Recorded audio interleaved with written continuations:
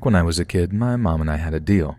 She'd schedule all my scarier appointments, like dentist visits and vaccines, in the morning, and if I went without whining or fussing too much, I'd get to play hooky for the rest of the school day, and we'd get lunch, go to the mall, and see a movie. This was one of those days. It was a few weeks before Christmas, but the mall was pretty quiet because it was around 1 on a weekday. I had taken my picture with Santa, we'd done some Christmas shopping, and had lunch at my favorite restaurant, and we were going to finish our day off with whatever kid's Christmas movie was playing at the time. I don't remember which one it was, but I remember how fun and pleasant the day had been.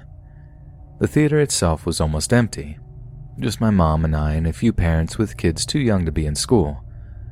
A few minutes later, a single man walked in. I remember him entering because I thought it was weird that he didn't have any kids with him, and because he seemed to spend a long time surveying the theater, the way people do when they're trying to find a seat or two in a crowded auditorium. I remember him staring at me for quite a while, but then he sat down near the door and I didn't think too much about it. A girl I played with in my neighborhood had really strict parents, and they always went to see kids' movies alone first to be sure they approved of them. Maybe his kids went to school with me and he recognized me, and that was why his eyes had lingered. Just as the preview started, I realized I needed to pee. I had just turned 8 a few months earlier, and my mom was finally letting me do things without her accompanying me. As I got up to go, my mom slipped me a $10 bill and told me to get us some candy and soda. A real treat in my house. I was so excited to be trusted to go by myself and to get candy that I almost didn't notice when the man from earlier got up and followed closely behind me as I left the theater. Almost. As I was allowed to do things by myself more, my parents had drilled into me that I always needed to be aware of my surroundings and anything that felt off. And the way he bolted from his seat to follow me out of the theater felt off. To give a little context, the movie theater was attached to the mall, so the main entrance was through the mall itself. To make getting out a little easier, there were a few exit-only doors that led to the parking lot. The restrooms were right next to these. The man followed me all the way to the women's bathroom, not close enough to immediately spook me if I hadn't noticed him, but close enough that any passerby would assume he was a father trailing behind his daughter. After I got to the restroom, I peeked out. He had stationed himself just outside the entrance to the bathroom on the side closest to the exit. I told myself that maybe he needed to use the bathroom too, but clearly he didn't. So I went, and then I waited and waited. I heard a man's voice just outside joke with someone how he was waiting for his daughter who was dawdling. I knew my mom wouldn't get worried and come look for me immediately because she would assume I was in line to get snacks, but I couldn't get back to her without going past the man. Finally, a nice-looking older woman came in. As she was leaving, I told her I'd forgotten how to get back to my theater where my mom was waiting, and could she walk me there? I held her hand tightly as she cheerfully told me she was glad to help. As we left, the man waiting took a quick step forward, like he'd been waiting to grab me. When he saw that I was with the woman, he turned around and left out the exit door. I made it back to my mom without incident. I told her I didn't see any candy that I wanted, and I was kind of full from lunch anyway. In hindsight, I should have told her right away about the creepy guy who followed me, but I was afraid that I'd lose my precious new independence. But looking back as an adult, I still can't figure out any benign intentions that would explain his actions, and I desperately hope that he didn't catch some other little girl unaware.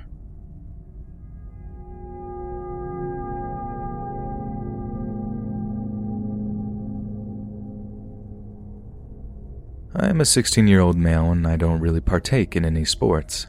I'm a computer programmer, gamer, and avid comic book movie enthusiast.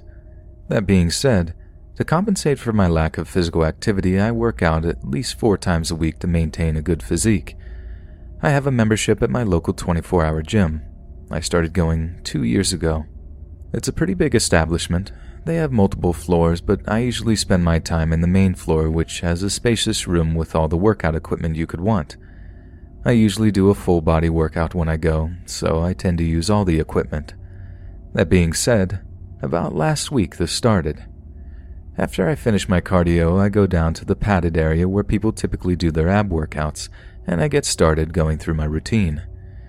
I'm in the middle of doing my plank and I notice a guy ostensibly staring at me. He was on my right and was wearing sunglasses, so I gave him the benefit of the doubt and wrote it off as him looking at something else, as I couldn't see his actual eye. As I proceed to my next exercise, he quickly leaves my head until I get to doing my squats. That's where he is very obviously staring at me. His head was turned in my direction. There was nothing else to look at. I give him the benefit of the doubt. Maybe he was just thinking about something. That thought was completely diminished when he came over and, without solicitation, touched me, proclaiming that I wasn't doing my squats right, which I of course knew was complete bullcrap. At this point, he has his hand on my glutes. Let me also say that I am very clearly underage. I don't look a day over 15. Everything about this situation was just wrong, and I knew it. I was honestly paralyzed. After I snapped out of it, I thanked him and told him that I got it. He smiled with the most perverted and creepy smile ever. He goes back to his area and continues to stare me down like a hawk stalking its prey. I stupidly don't report him and don't tell anybody about the situation. I was extremely perturbed nonetheless. I go back the next day and I pray that he isn't there. But lo and behold, I see him sitting around with his creepy sunglasses. When he sees me, he smiles creepily at me and waves. I don't reciprocate at all. I wanted to avoid all confrontation with this guy. Anyway, I do my cardio without incident, and when I get to the padded area, he is ostensibly not there.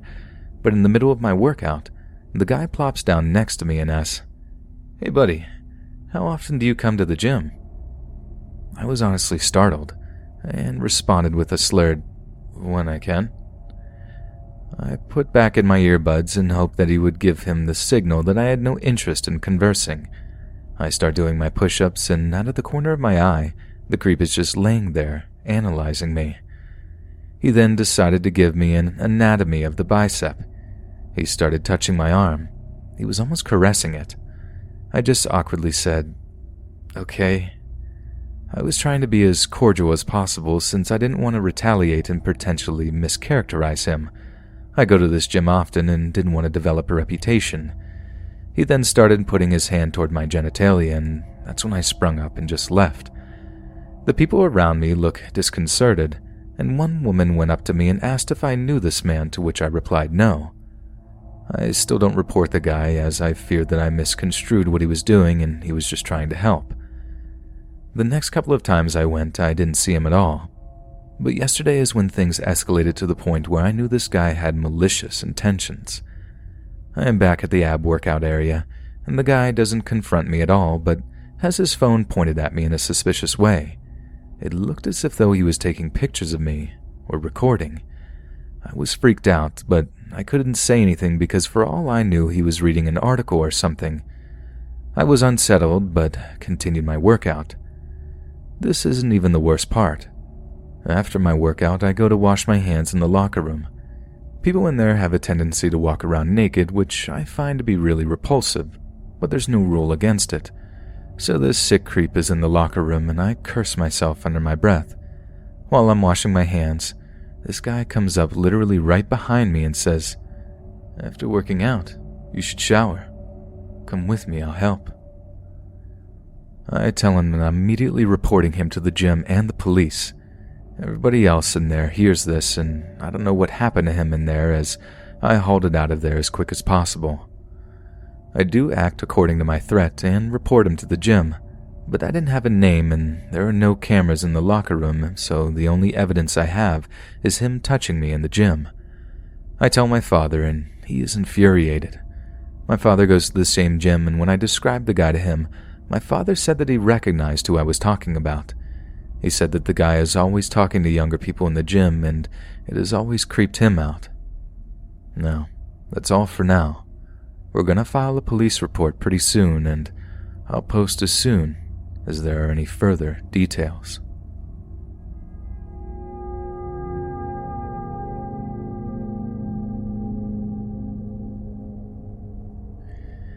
Greetings from India. We were pretty close, my sister and I, even though I'm older than her by 4 years. This happened last November on my birthday. Now, as you all know, our country is not the safest for girls. Not advisable for girls to travel alone. But we usually find a way around to do normal things and have normal experiences and dodge idiots. I live in one of the metro cities in the south, so it's comparatively safer. But all girls who are born here or live here have a radar of finding or dodging the weirdos. I had just gotten out of a really long relationship, almost 11 years, and wanted to celebrate my first single birthday in a really long time, away from the city and people I know. I had gone on a couple of solo trips and was pretty confident about taking care of myself and sniffing out the bloody weirdos. So we both decided to go to this beach destination I used to frequently go to. This would be my 5th time there. Every time I've been there, I've stayed at the same shack, so the folks running the place are familiar with me. We decided to stay at the place as we felt it would be safer since the season had just begun. This place had more tourists compared to the other places, because it's always safe to be around people. We were wrong. This beach gets a lot of tourists who first come to visit but decide to stay back indefinitely because it's spiritual, well known for the temple in town. It's beautiful, affordable, around $3 to $5 per night, and they usually get a discount from the shack owners if they're staying for long, and because of, the eat, pray, love sort of thing. This time around, there were around 50 to 60 tourists on the beach, so it was pretty private and secluded. We reached the day before my birthday and checked into our shack. We noticed a big group of guys staying in the shack opposite to us. They seemed to be in their own world and didn't bother us. Apart from the big group of guys, about 8 to 9, we met and shared a smoke with a French couple who were staying at the same place. We decided to unpack, change, shower, and head out to do some exploring. On our way out, we passed by the owner of the shack chatting with a couple of the tourists and regulars.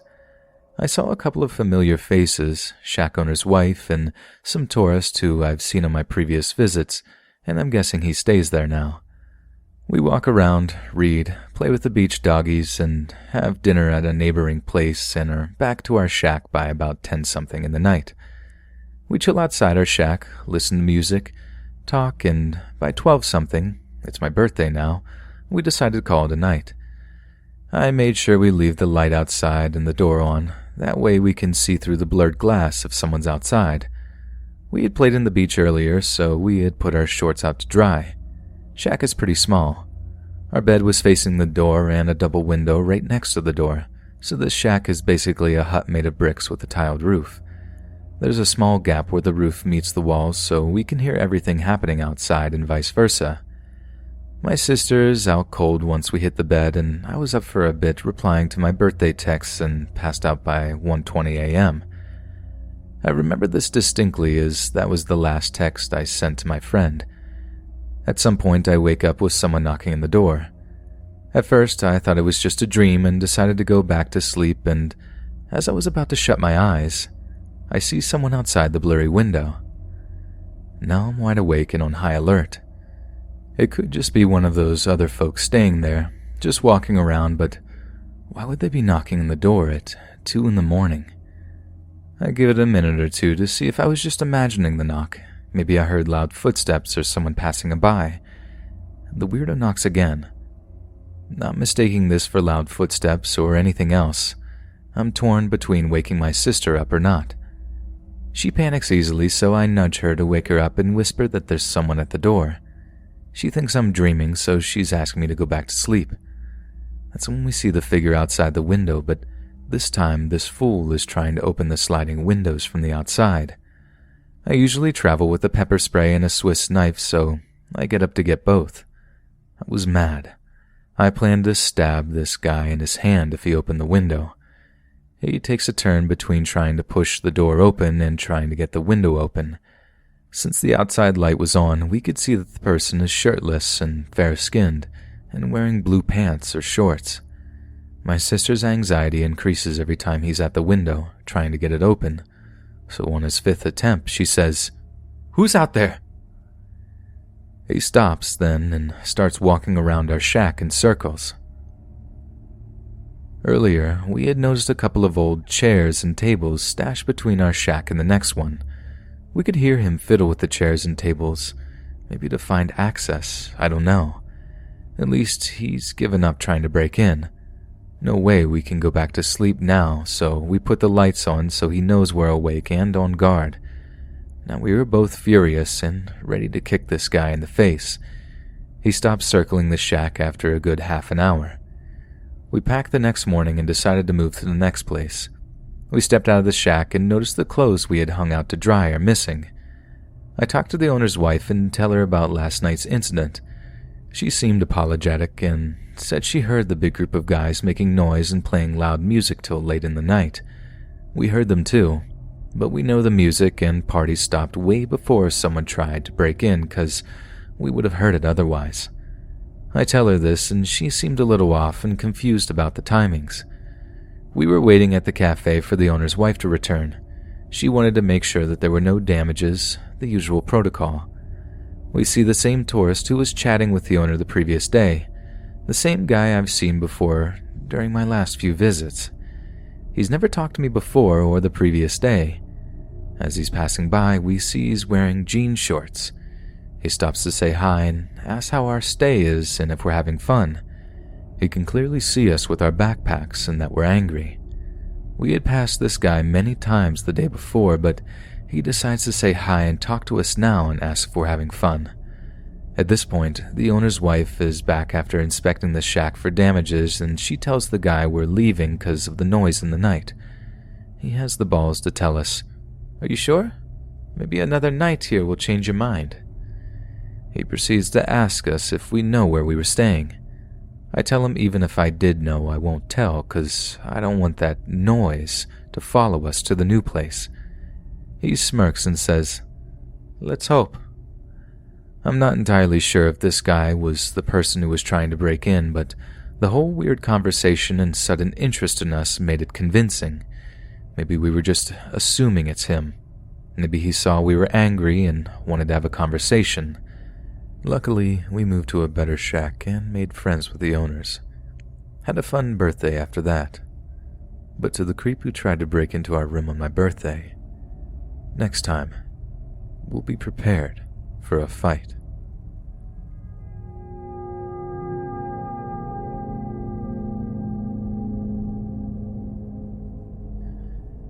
I'm a 27-year-old white woman living alone in Belize for almost 4 years.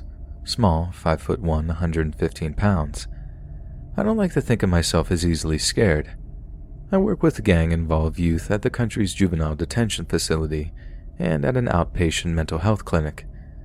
I have to admit, for a while before this incident, I was a bit more on edge because there had been a slew of Americans and Canadians that were taken out. Although all had been retirement age, criminals see this as having money. A few weeks ago, I was sleeping. It was already around midnight. At this point, I had been sleeping more than a couple of hours. I tried to get to bed by 9 p.m. because I had to catch my bus at 4:40. Anyway, I was sleeping and I am suddenly woken up by a light shining on my face. Someone was outside my window with a flashlight. Immediately, and I never ever responded this way to being scared, I jump up out of bed and get to a point where he can't see me, in between my bedroom and kitchen, and start screaming at him. After my first episode of cussing at him, he says, "I'm here to check your water." I replied with more cussing and tell him that is not what he is there for since it is midnight. Then this man asked if I had any water to give him. I was very confused by this, but I kept cussing and screaming at him. He just then quietly left. I called my landlord to let her know what had happened, and she thinks it's one of my neighbors. As I recall, when I first moved in, there was a man upstairs that my landlord introduced me to, and at the time jokingly mentioned how he knows he likes white girls. I didn't sleep at all that night, and it took me 3 nights to go back to my bedroom. I moved my bed away from the window to the middle of the room. I did not call the police because they hardly do anything, even whenever something terrible is involved. Street harassment is terrible for women here, but it is a whole other story for white women, making walking in some areas less than pleasant. So, I am coming to you all for tips, tricks, and words of wisdom. I have a 2-hour commute to work both ways, ending in December when I get a transfer. My schedule is pretty set, and it would be easy to guess when and where I am if anybody were to watch. I have bars on my windows and locks on my doors. I want to know what I can do to help me be more safe. I can't get a dog since it's a very small apartment with no yard space. Once I get Wi-Fi, I can look into cameras. Any recommendations? And I already have a taser and mace.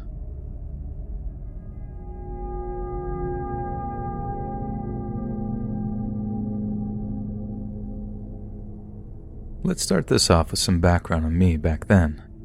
At the time, I was already a hardened recon trooper. This was my first long-term tour of combat. I had not even a month prior seen one of my best friends killed right in front of me while 2 others were permanently maimed in a horrible ambush in the city.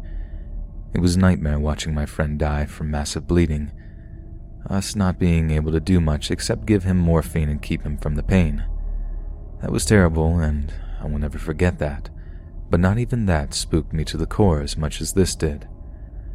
After that ambush, we were moved to the city to an FOB, forward operating base, like a small city walled in with concrete, T-wall barriers and HESCO barriers.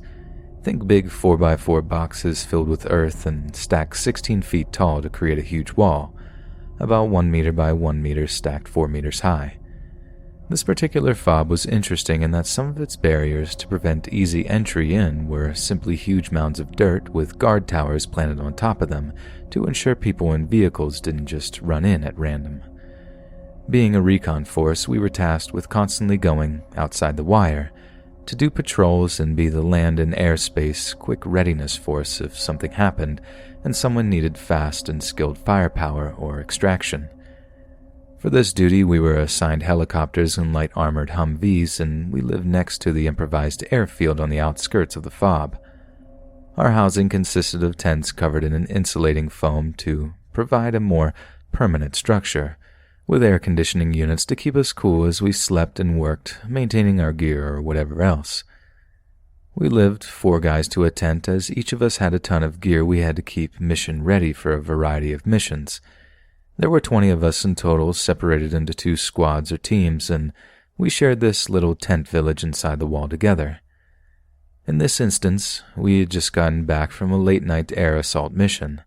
Fly to a place in a helicopter, shoot some bad people, grab intel and the important bodies and go home. Everyone had gone to bed after having finished cleaning our gear and eating. In the middle of our tent village was the latrine trailer. A house trailer fitted with showers, sinks, and toilets so we could keep ourselves clean. I woke up around 4 a.m. and needed to drop a deuce, so I grabbed my headlamp, flashlight with the headband so I could see in the fob, my rifle and 1 magazine, as mandated by command, and headed out of the tent to the John. As I was walking to the trailer, something just felt off. Maybe it was a slight change in air pressure. It didn't fully register in my mind as I just had to go, so I quickened my pace to the trailer, went inside and did my business. I pulled my shorts back up, washed my hands, and walked outside staring at the ground to make sure I didn't fall down the stairs in the trailer or stumble on some rocks. As I rounded the corner, I lifted my head and saw a pair of green glowing eyes set in the darkest fur I had ever seen, 12 inches from my face.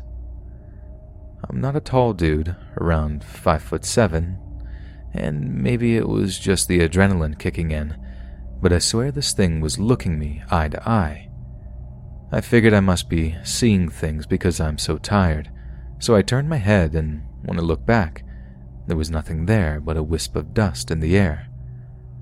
I stood there for a second trying to collect myself, and then I looked back at the ground and saw paw prints that were at least 4 inches wide, approximately 10 centimeters. If I hadn't just relieved myself seconds earlier, I probably would have at that point. I was shaking and sweating like I had just been in a firefight.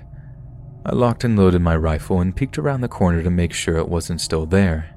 It made my way over to the radio tent to tell the 2 guys still awake what just happened, and then carefully made my way back to the tent and went to bed. The next day, one of the first bullet points on the daily briefing was about some huge panther that had escaped a local sheik's compound and was eating local shepherd's sheep at night, and how we should be on the lookout and never leave your tent without a battle buddy, as the guys all chuckled. There were signs posted at the chow hall and in the tiny shop on the FOB too. We never did see that thing again, and I don't know whatever happened to it, but I know that whenever I walked outside my tent late at night after that, I was always locked and loaded.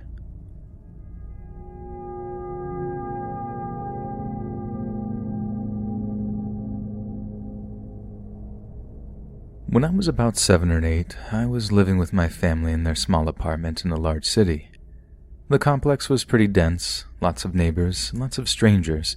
There was always a lot of traffic coming through, even through the night, so hearing someone walk up and down the stairs at 3 a.m. is pretty normal. I remember that my brother, around 5 years older than I, had only just began staying with us for a short time, and that we had, presumably, his Wii set up in the living room. Though it could have been mine, I can't quite remember when I got my own. The Wii was a newer system at this time, and I was a game junkie, so I was excited to play the system, especially with games like Guitar Hero already set up and ready for me. For the couple of weeks in the summer he was there, I was constantly playing the Wii in the latest hours of the night, usually staying up until 3 or 4 a.m., rocking out or bowling or Mario, you know the drill. I was already staying up pretty late before we got the Wii, but this was my excuse to keep doing it. My brother would often fall asleep on the couch behind me while I was playing around 1 a.m., and I'd play a little quieter until I finished. Although I was young and carefree at the time, I've always had a sort of knack for remaining situationally aware, and since I was especially good at eavesdropping, it was almost second nature for me to be consistently listening for anything and anyone, and pretending like I couldn't hear anything going on around me. Of course, I didn't realize I was doing this at the time, but I've had several years of growth and introspection since that time, and have come to learn the patterns of my behavior that remain even today. At first, everything was dandy, business as usual. Lots of gaming and lots of progress. After a day or two, I would notice people going up and down our stairs a lot more often. There was just a ton of rumbling outside at all hours of the night after midnight. I even heard a bit of talking, though I couldn't understand it, whether it was muffled or they were speaking Spanish. I'm still not sure to this day.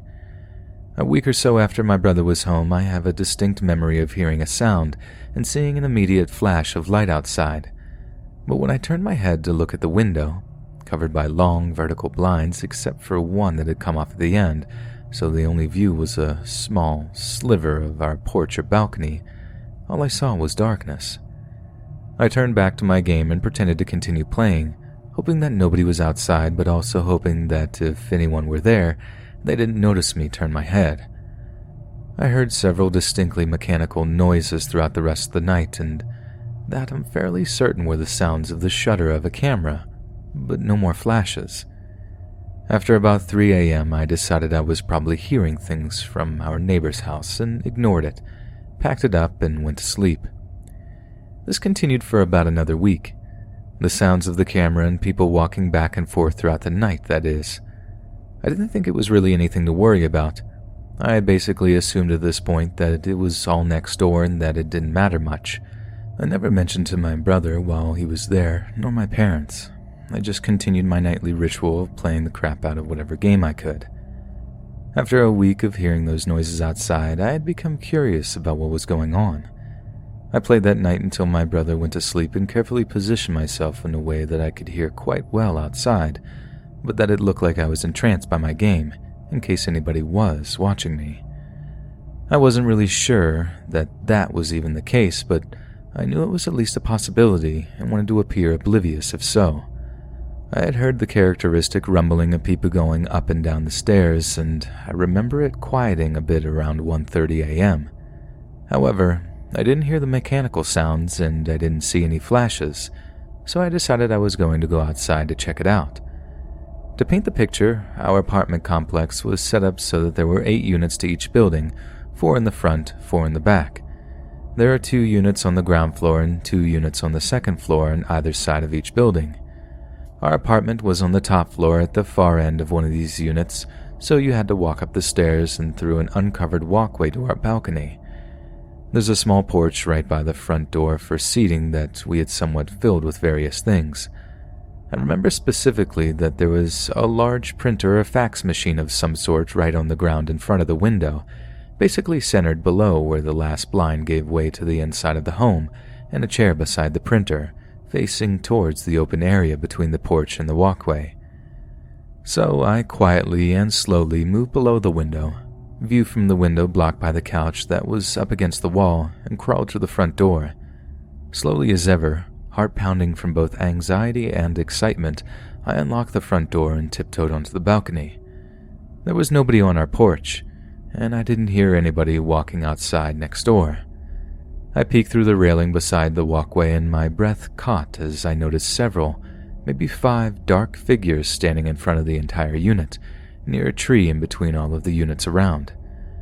I couldn't tell who they were, but they all sounded male. It didn't appear that any of them saw me, so I continued to watch in silence for a time. Normally, it wouldn't trip me out much, but there was something just generally weird about the way that they were talking that felt suspicious. They looked wary, and the way they spoke sounded like they were angry, but I couldn't understand them. I thought they might have been where all the camera sounds were coming from, but I didn't see any cameras. I thought it was dark, and those faced away from me could have easily been carrying one. They didn't look like anybody I had seen in the complex before. I watched and listened for a long time, probably a half an hour, trying to see if they were the ones going up and down the stairs. However, they didn't appear to be leaving or doing much of anything at the time. I took that as confirmation that my suspicions were in vain, and that they were up to adult stuff that I didn't need to worry about. I turned around and went back into the apartment and decided I didn't need to stress about it anymore.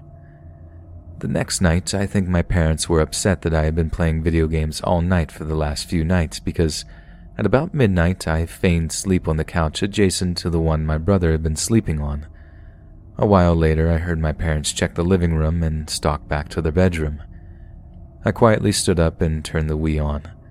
My dad had started up the shower and my mom was watching videos on the computer, so they didn't hear me playing. I did also keep the volume quite low. I was able to get some serious gaming done for a few minutes. At around 1 a.m., I started to hear the rumbling of the stairs. Although I had decided that what was going on was unrelated to me, I remember still feeling on edge about it. Then, a few minutes after hearing people come up and down the stairs, I began to hear a very distinct sound. The sound of some big object squeaking. I didn't understand what the noise was at the time, but it basically sounded like hardened plastic being bent and grown from pressure. It also sounded extraordinarily close. I was sat on the floor in front of the couch my brother was sleeping on, so the window and front door were to my right, and I had a pretty clear view to the porch through the area that the blind was missing. It was dark outside, so I couldn't see anything, but once I heard this sound, I had major goosebumps and something felt off, so I kept glancing at the sliver of window I could see. At this point, I was scared. I didn't understand what the sound was. I kept hearing people moving outside, and I didn't understand why. I assumed that they were right in front of our apartment and couldn't figure out what to do. The sound of pressure on plastic continued for about 2 minutes or so before it quieted down. At that point, I would hear the creaking of hard plastic every 30 seconds or so, maybe a little bit more frequent. I had the game on and kept moving my arms as though I was playing, but I wasn't paying attention to the game in the slightest. I don't even remember which one was on. Out of nowhere, everything went silent. I could hear no creaking, no shuffling of feet, no rumbling of the stairs, no voices, nothing at all. This put me over the edge, and for some reason I knew there was something seriously wrong. I was terrified. I thought they might be getting ready to break into our house and rob us or something of the sort. I didn't really know what to think or what to do. A final roaring screech of plastic bending filled the air. I immediately turned my head all the way to the right, not caring whether they knew I could see them or not. I stared for a moment at the blackness, and a couple of $100 bills shone through it, illuminated by the light inside our house. It took a minute for me to comprehend what I was seeing.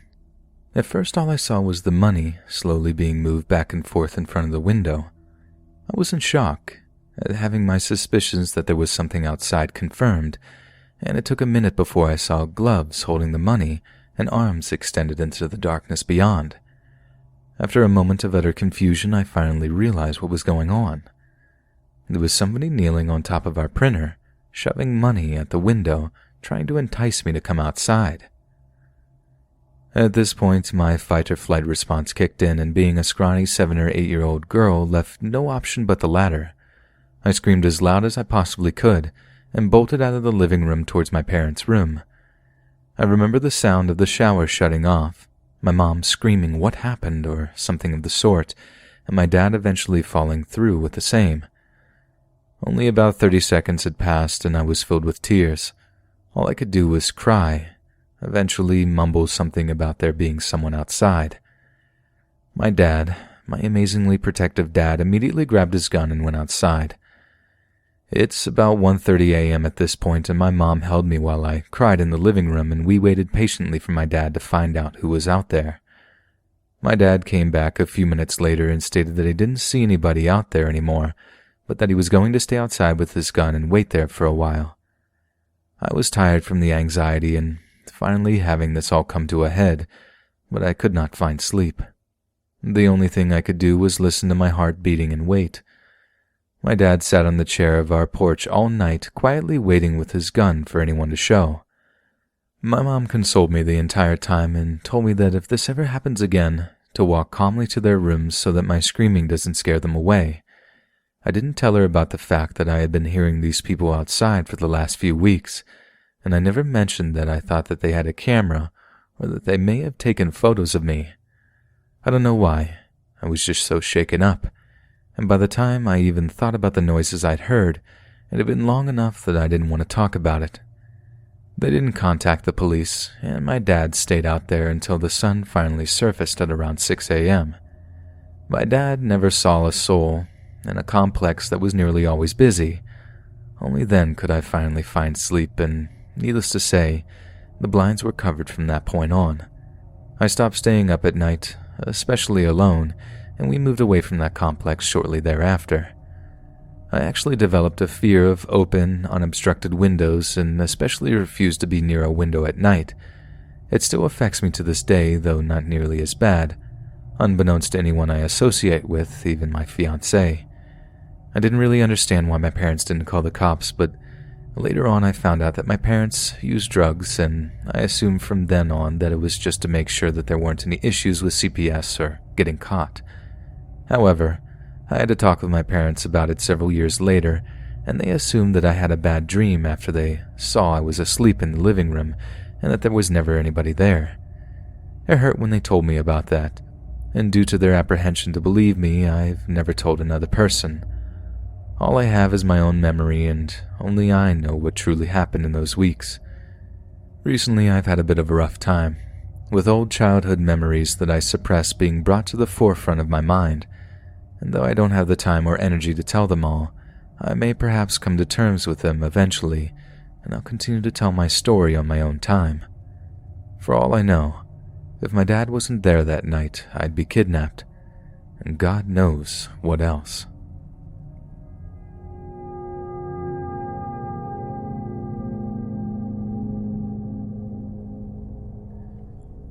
It has been super rainy lately, and we finally had a sunny day. So despite the cold weather, I packed up my son, almost 2, and headed for the park. The park we went to is about a 5-minute drive from our house and has always seemed safe to me.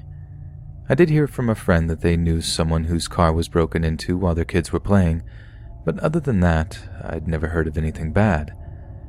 I called my brother-in-law and nephew to come along, and they came a little bit after we did and met up with us. This may sound odd, but this park is made up of 3 playgrounds that are very close together. The first one is close to the parking lot, and as you keep walking the opposite direction from the parking lot, you reach the last 2, which are directly across from each other. Anyway, I was holding my son and walking toward the playground and leaned up against the wooden fence, where this man was wearing a Carhartt jacket, sunglasses, and a beard.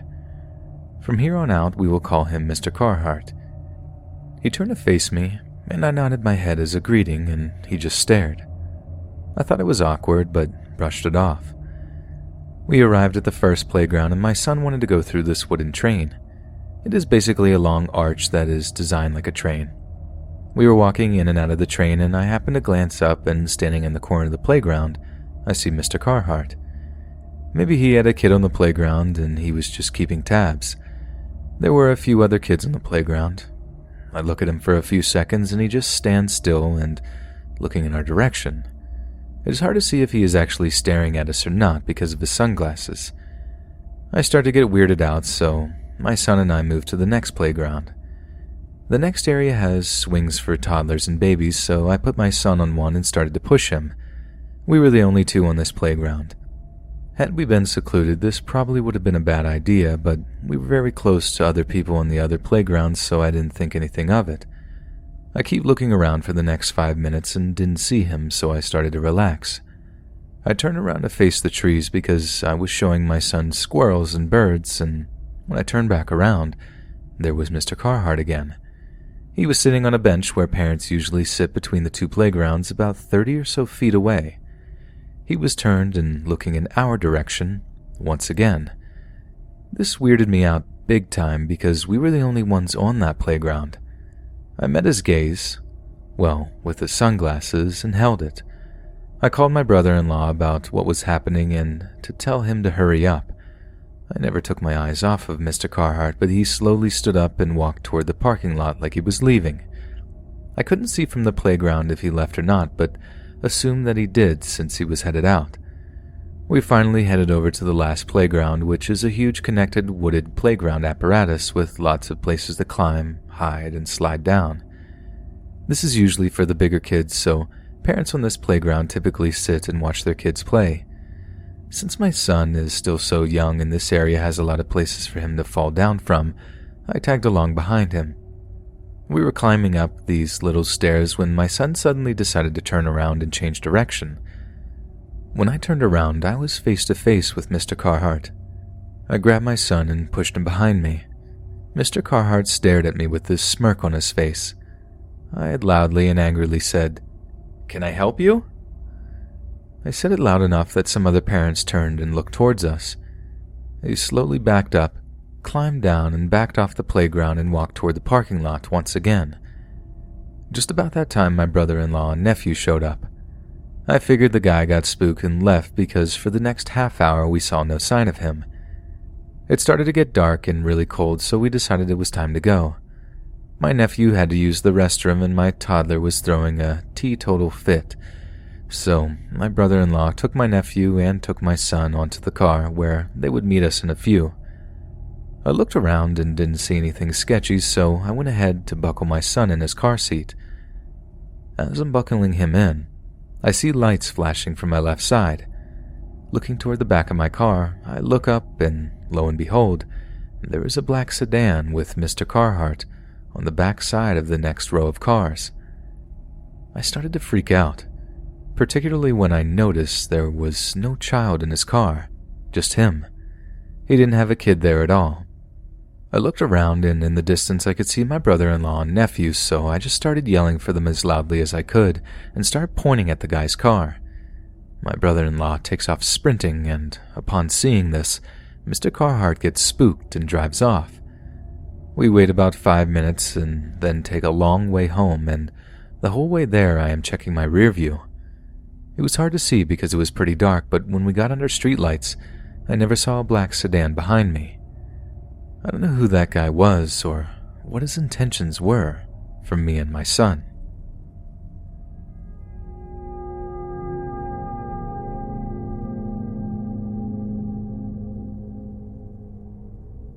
The story happened to me my senior year of high school, so about 3 years ago now. It's a little cloudy, but I remember what is important. After a night of smoking up and kicking it with friends, I was alone on my way home and decided to stop for a fountain drink for the Cottonmouth. This was around 1 a.m. The way this particular store was set up, the parking spots are around the side of the building, and those blinding fluorescent lights in the front only stretch so far, so it's pretty much dark back there. I parked next to this SUV with two older guys, maybe late 40s or 50s, standing outside talking. I note their faces, but just mind my business as always, not thinking anything of it. I go inside and start to grab a cup, and one of the men from the SUV outside was standing literally right next to me. Thought that was weird, but I just keep going on about my business. begins to strike up the conversation. "Is your car out there?" "Yep," I said while avoiding eye contact. "It's really nice." When he said that, I absolutely knew something wasn't right about this guy because I drove a 2000 Ford Focus that my brother had just gotten me from the dump. "Does it get good gas mileage?" "I don't know. I think it's in need of a tune-up or something." Why I didn't just say yes and no to him, I have no idea. Maybe I didn't want to sound rude. At this point in my life, I'm pretty spineless, so lonely strangers would trap me in cringy conversations all the time, and I felt like I just had to stand there and listen. I thought this man was no different and that he would be out of my hair soon enough. Oh, the naivety. He then proceeds to tell me that other thing needs tune-ups too sometimes. Not so subtly, motioning down towards his crotch. At this point, I am very panicked because this was one of my very first experiences as a young girl dealing with creepy older men. Fortunately and unfortunately, I am used to that now and have no issue telling anybody big or small to kindly buzz off. So I'm just like, and then he asked me how old I was, and I lied and said 16 even though I was 18, because I thought maybe this old man trying to pick up young women in a Circle K at 1 a.m. has an ounce of decency and won't go for a kid. Wrong again. He keeps going on about trying to get me to go with him, asking if I drink or smoke. I said no, telling me he's got gobs of liquor and a whole big jar of bud for me, asking me if I want to come lay on his bed and watch his big old flat-screen TV. I just keep saying no, I need to get home, my mom is expecting me, but he keeps going on and on. This man is literally on my heels, following my every step in the store. Now mind you, I am not a small girl. I'm about 5'9", 160 pounds. This man was literally towering over me, at least 6'4", 270. Finally, he got distracted by something and I quickly went over to the clerk and paid for my drink. What made me the most nervous was the fact that I parked right next to him in the dark. I whispered to the cashier that this man was making me extremely uncomfortable, mentioning the parking situation and could he please distract him to keep him in the store while I make my way to leave. Thank God he took me serious and did so. I left safely, but shaken. I guess I just consider myself lucky because my hometown is right along I-5, which is notorious for kidnapping and trafficking. I feel bad and try not to make a big deal about these things, telling myself, oh, he was just talking creepy, what are you tripping about if he didn't physically touch you? And then thinking how far it could have gone without anyone else around. About the women who never make it back to their car. What women go through in society every single day, period, and how scary it can be. This gross experience certainly humbled me. It was the first creep I can clearly remember, but definitely won't be the last. A creep is a creep, and I wish I could say let's not meet again, but I can't because I continue to meet them time and time again, and probably will forever.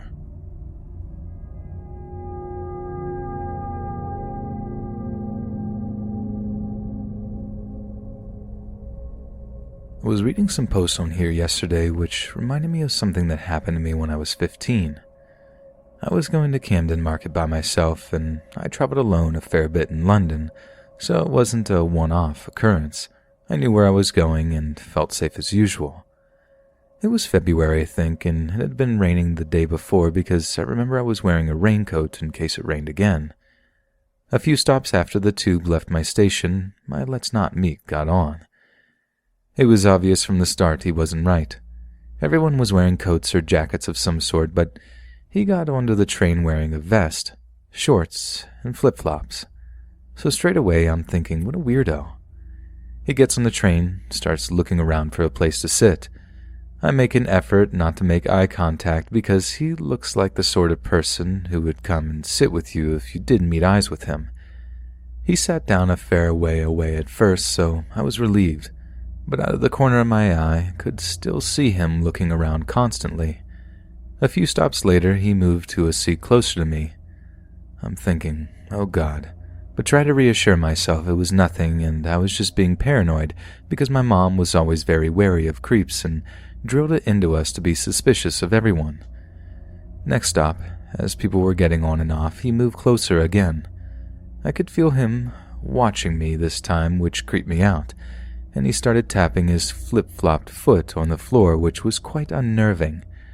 I made a point of going on my phone so that I wouldn't have to look at him and thought about texting my mom, but I didn't want her to worry and didn't want her to make me come home. A few stops before King's Crossing, he moved to the seat opposite me when it was empty. At this point, I knew something was really wrong, and it wasn't just a coincidence he had moved this close to me. I made the mistake of looking up at him, and this idiot was staring right at me, licking his lips. I started to get really panicked then, but I was getting off at King's Crossing to change to the Northern Line.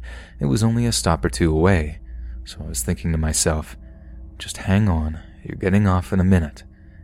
Get to King's Crossing. I get up to leave, and he stays sat down, thank God. I'm free of him. As I'm walking away from the platform, though, I turn around just to be sure, and lo and behold, there he is, walking a short distance behind me, obviously having got off, too. I started walking quickly at this point, all the time thinking, it's King's Crossing, everyone gets off here, it's nothing, you're just panicking. I was walking really quite briskly and had to go down 2 escalators to get to the Northern Line platform to get to Camden. I kept looking behind me, and he was there the whole time, making eye contact with me.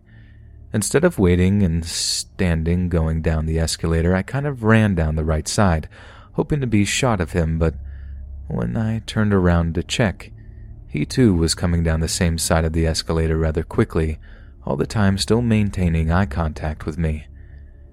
I realized then that he definitely was following me, and was really panicking.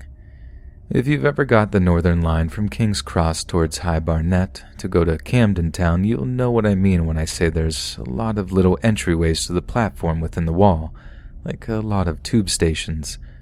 I walked down the central bit in between the 2 platforms, weaved in and out of the walls that broke up the entryways to the platform, and then when I was sure he was on the platform, I waited behind one of the walls and made sure he got on a train.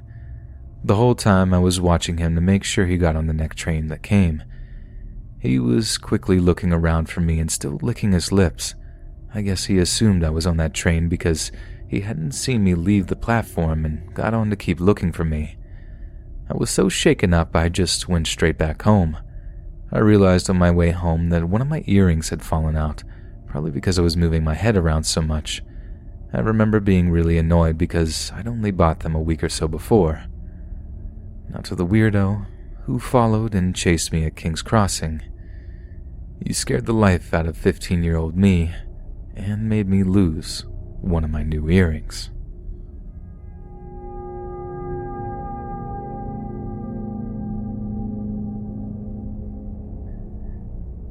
This happened just last night, so I wanted to tell it while it's still fresh. My good friend and I hadn't seen each other in a couple of weeks, so we decided to go to the arcade bar downtown to hang out and catch up. She picks me up, we get to the bar and order drinks, and then station up at Tetris. Now, a little bit of additional context because, in hindsight, I feel like it could have been a bit more important to consider. We're both female, in our 20s, and aren't exactly the most subtle or modest when we're together.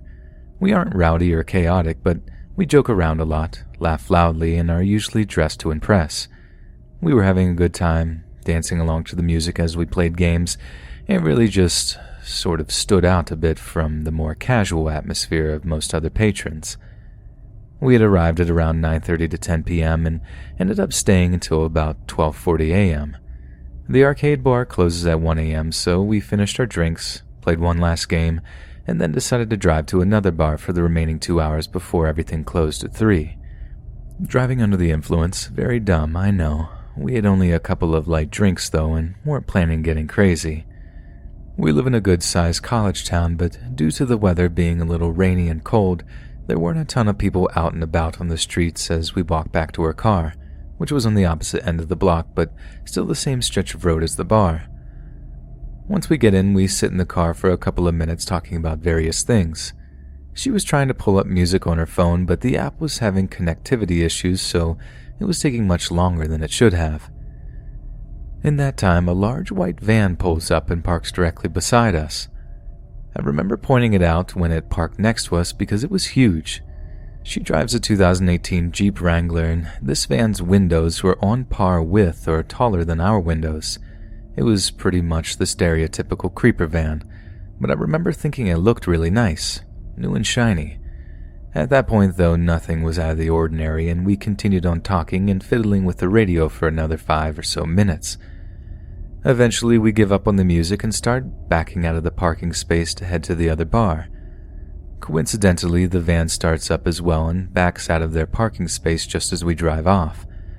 We never saw anyone get out of the van, so it seems strange that they were suddenly now leaving after having just parked next to us 10 or so minutes ago. Now, being 2 young women at the bar scene in a college town, we are always on the lookout. We are immediately suspicious of this van when we notice it was behind us, but we write it off initially as a coincidence. To explain the setup a bit, our downtown is designed with essentially all north to south streets being alternating one-ways, with a few exceptions, and nearly all east and west streets being two-ways. Sometimes to get to certain places, you're basically forced to take certain routes because of the one-ways. To get to the next bar, we turn left onto a one-way south, and then left again to go east on a two-way. At the very end of that street, about 5 blocks, was our destination. The van followed us the entire way, and at this point, we were certain that it's not just a coincidence. We were trying to be hopeful that maybe they were just going to a bar as well, but as my friend later recalled, they never used any turn signals while behind us and made sure to keep a close distance. There was a small parking lot behind the bar we were headed to, and because of the one-way street next to it, there's literally only one route you can take to get to it. So, we turn right onto that street, drive about 40 feet, and then immediately turn into the parking lot. Because of the bar itself, the parking lot is invisible from the two-way street we initially turned off of, meaning that the van wouldn't have been able to see us go into the parking lot until after they cleared the intersection. The parking lot is also sort of a C-shape with one strict entrance and one strict exit, so if you missed the entrance, you technically would have to drive all the way around the block again. Thankfully, there was another car at the intersection that got between us and the van, so we had more time to essentially hide in the parking lot and see if the van would also come around the corner. My friend immediately turned the Jeep's lights off. Funnily enough, we actually parked right next to another Jeep Wrangler, and we watched. Sure enough, within a few seconds, the van made its appearance, but did not turn into the parking lot and instead drove past it. However, this is why knowing about the one-ways is important. Because of the way the street is set up, there would have been only 2 logical reasons why they would have to turn after us on that one-way street. A, they were indeed going to a bar as well when we're going to park in this parking lot or the one next to it. It's 1 a.m., so all nearby restaurants are closed. Or B, they were going to continue straight down that road and go into the residential areas to go home. They did neither of these things and instead turned right back towards the main downtown area, which heavily suggested that they were heading back to loop around the block again because they potentially saw us in the parking lot but was too late and had missed the turn. After that, we were on high alert, abandoned our bar plans, and immediately hightailed it out of there while they were still headed around the block. We took routes that were not the main or more obvious ones but still in populated areas, so we had as much of a chance of losing them as possible. Thankfully, we never saw them again after that point. For the entire duration of all of this, my first thought was that it was an undercover cop trying to catch us with a DUI because I was buzzed and paranoid. Maybe they saw us leave the bar and get into our car and decided to follow us. Afterwards, though, as my friend and I were talking about it, that seems unlikely. Why would they follow us for nearly 6 blocks and never attempt to pull us over? Wouldn't they flip on their lights once we started driving or whenever the other car was going to get between us at the intersection? It just feels more sinister than that. I'm extremely thankful that we noticed them immediately and we never got out of the car at that second bar to allow them to catch up to us.